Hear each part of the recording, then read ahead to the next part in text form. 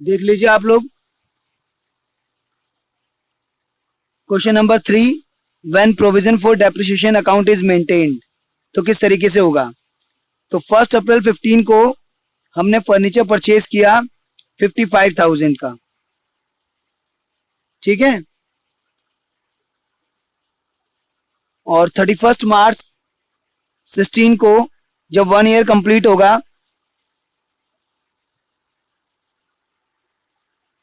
तो ये फर्नीचर जो है हमारा पूरा 55,000 कैरी डाउन हो जाएगा, क्योंकि डेप्रिसिएशन जो है वो फर्नीचर अकाउंट में नहीं जाएगा, वो प्रोविजन फॉर डेप्रिसिएशन अकाउंट में जाएगा। जब provision for depreciation account maintain करते हैं तो डेप्रिसिएशन एक अलग अकाउंट में जाता है, that is called provision for depreciation account और एक्यूमुलेटेड डेप्रिसिएशन अकाउंट। तो उधर जाएगा डेप्रिसिएशन। तो इसलिए 1 अप्रैल 15 को आपने 55,000 का फर्नीचर खरीदा और 31 मार्च 16 को कैरेट डाउन सेम वैल्यू हो गई, क्योंकि डेप्रिसिएशन यहाँ से लेस ही नहीं हुआ। फिर 31 मार्च 16 के बाद 1 अप्रैल 16 को यानी कि नेक्स्ट ईयर के फर्स्ट डे ये ब्रॉट डाउन हो गया बैलेंस।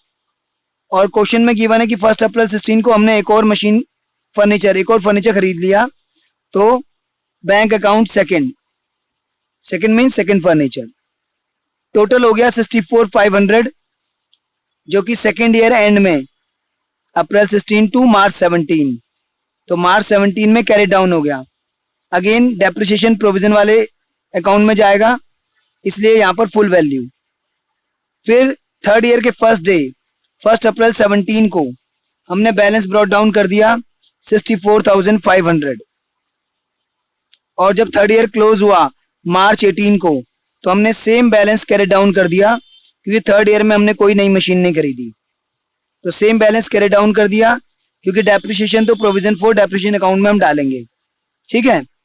फिर फोर्थ ईयर स्टार्ट हुआ 1 अप्रैल 18 को, उधर हमने बैलेंस ब्रॉट डाउन कर दिया 64,500, जिसमें दो मशीनें हैं फर्स्ट और सेकंड, एक 55,000 की, एक 9500 की। फिर 1 अक्टूबर 18 यानी कि फोर्थ ईयर के मिड में हमने एक और मशीनरी खरीद ली, बैंक अकाउंट थर्ड 8400 की।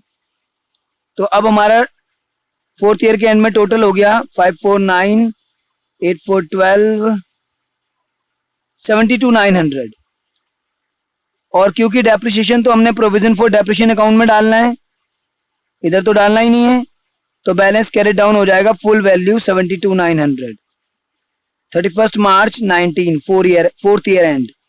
तो इस तरीके से फर्नीचर अकाउंट में जो जो फर्नीचर आता गया वो एडअप होता गया और फुल वैल्यू फर्नीचर की हमने कैरी डाउन कर दी।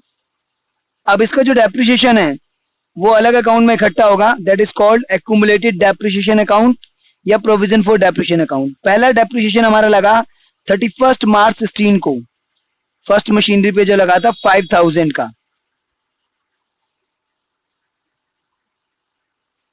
और इसके बाद सेकेंड ईयर के एंड में ही हमने ये जो एक्यूमुलेटेड डेप्रिसिएशन अकाउंट का बैलेंस आया 5,000, इसको बैलेंस कैरी डाउन कर दिया 5,000, क्योंकि फर्नीचर में से माइनस तो हुआ ही नहीं है, तो कहाँ जाएगा, बैलेंस बचा रहेगा, कैरी डाउन हो गया। फिर 1 अप्रैल 16 को जब सेकेंड ईयर स्टार्ट हुआ, फर्स्ट ईयर के एंड में डेप लगा और कैरी डाउन हो गया।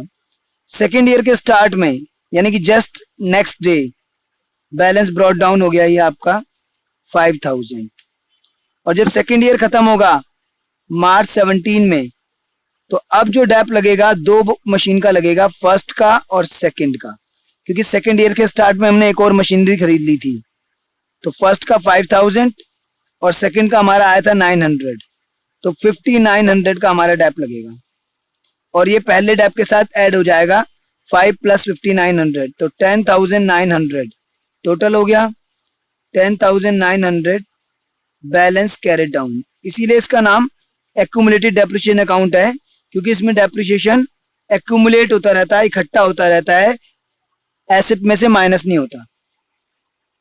तो 5,000 फर्स्ट ईयर का और 5900 सेकेंड ईयर का, टोटल मिला के 10,900 31 मार्च 17 को कैरिड डाउन हो गया।